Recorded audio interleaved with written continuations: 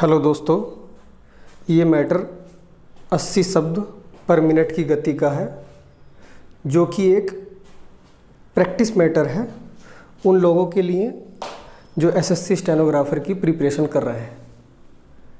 तो चलिए शुरू करते हैं। सभापति महोदय, मैं रक्षा मंत्रालय की मांगों का समर्थन करने के लिए खड़ा हुआ हूँ। वर्तमान घटनाओं से पता चलता है कि संसार का हर देश अपनी सुरक्षा के बारे में चिंतित है और उसके लिए हर प्रयत्न कर रहा है। इस दृष्टि से अन्य देशों की तरह हमारे देश में भी रक्षा मंत्रालय का महत्व है। मुझे इस बात की खुशी है कि जहां अन्य मंत्रालयों की उनके पिछले साल के कामों के बारे में काफ़ी आलोचना हुई है, वहाँ इस मंत्रालय की कम आलोचना हुई है।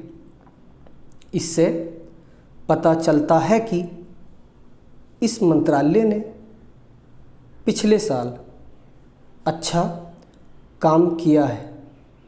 मोटे तौर पर किसी भी देश की सुरक्षा नीति का लक्ष्य यह होता है कि दूसरे देशों, ख़ास तौर से पड़ोसी देशों के साथ मित्रता के संबंध स्थापित हों और हम एक दूसरे के मामलों में हस्तक्षेप ना करें। लेकिन उसके साथ यह भी ज़रूरी होता है कि हम अपने देश की सीमाओं और अखंडता की रक्षा करें। इसलिए हमारे देश का यह कर्तव्य हो जाता है कि हम अपने पड़ोसियों के कार्यों पर पूरी नज़र रखें, क्योंकि आज तक हमारे देश पर जो संकट आए वे हमारे पड़ोसियों से आए हैं। 1965 में पाकिस्तान के साथ जो लड़ाई हुई और उसके बाद ताशकंद में जो समझौता हुआ, वह सिर्फ कागज़ पर ही रहा। पाकिस्तान ने उस पर कोई अमल नहीं किया। इस दृष्टि से बहुत ज़रूरी है कि हम अपने देश की सुरक्षा की हर तरह से व्यवस्था करें। हमारा उद्देश्य दूसरों पर आक्रमण करना नहीं है, लेकिन यदि हम पर कोई आक्रमण करे तो हम में इतनी शक्ति अवश्य होनी चाहिए कि हम उसका डटकर सामना कर सकें। आप जानते हैं कि पिछले दिनों पाकिस्तान को अमेरिका और चीन से काफ़ी मदद मिली है। रक्षा मंत्रालय की रिपोर्ट में भी कहा गया है कि पिछले साल अमेरिका ने पाकिस्तान को 1500 करोड़ रुपए की फौजी सहायता दी है।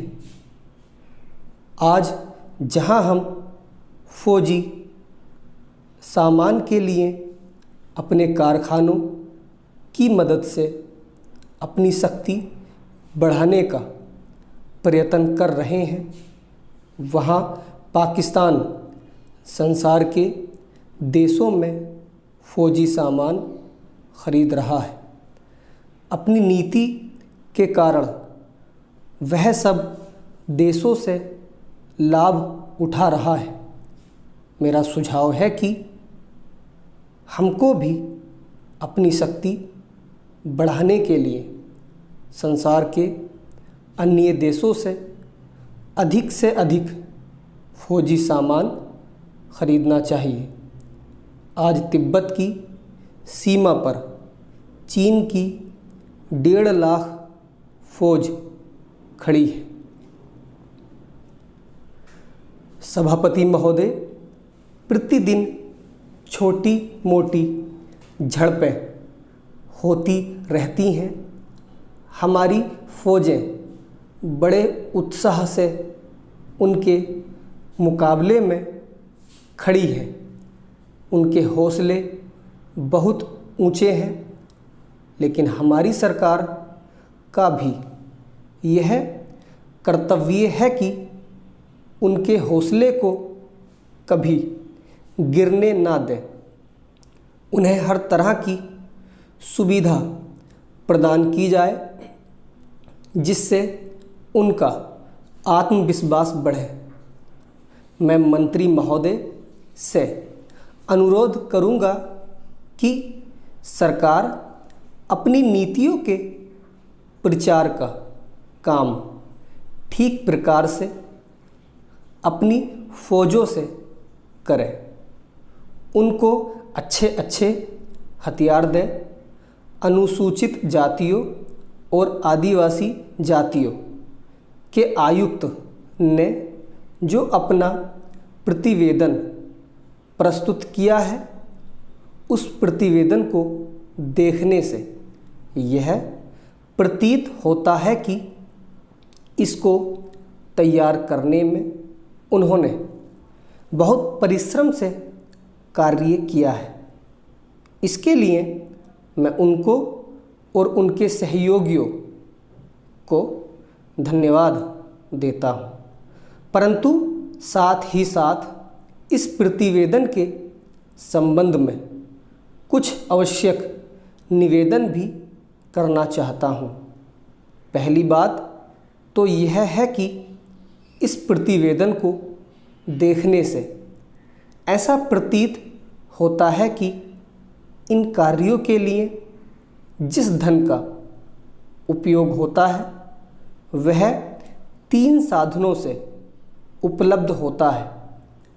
केंद्र सरकार द्वारा, राज्य सरकारों द्वारा और कुछ गैर सरकारी संस्थाओं द्वारा। प्रतिवेदन के अनुसार जितना धन इन कार्यों पर व्यय करने के लिए दिया जाता है, उतना धन पूरी तरह से व्यय नहीं हो पाता। मैं यह नहीं कह सकता कि आवश्यकता से अधिक धन दिया जाता है या कार्यकर्ताओं को वह धन प्राप्त ही नहीं होता, जिसके कारण से वह बिना खर्च हुए बच जाता है। मैं तो यह चाहता हूँ कि जितना धन दिया जाता है उसका पूरा उपयोग हो और आयुक्त को यह ना कहना पड़े कि इस कार्य के लिए जितने धन की आवश्यकता थी उतना धन नहीं मिल पाया और विवश होकर हमको उस कार्य को बीच में ही रोकना पड़ा। जहाँ तक राज्य सरकारों का संबंध है, बहुत सी राज्य सरकारें अभी तक इस कार्य में असावधानी से काम ले रही हैं और इस कार्य को उपेक्षा की दृष्टि से देखती हैं। आयुक्त ने इस बात की शिकायत की है कि बहुत सी राज्य सरकारों ने अनेक पत्र भेजने के बाद भी अभी तक अपनी रिपोर्ट नहीं भेजी है। मैं चाहता हूँ कि सरकार इस तरफ निष्ठापूर्वक ध्यान दे। राज्य सरकारों पर दबाव डाला जाए कि वे इस दायित्व के प्रति सचेत हों और आयुक्त को उनके कार्य में पूरा सहयोग प्रदान करें।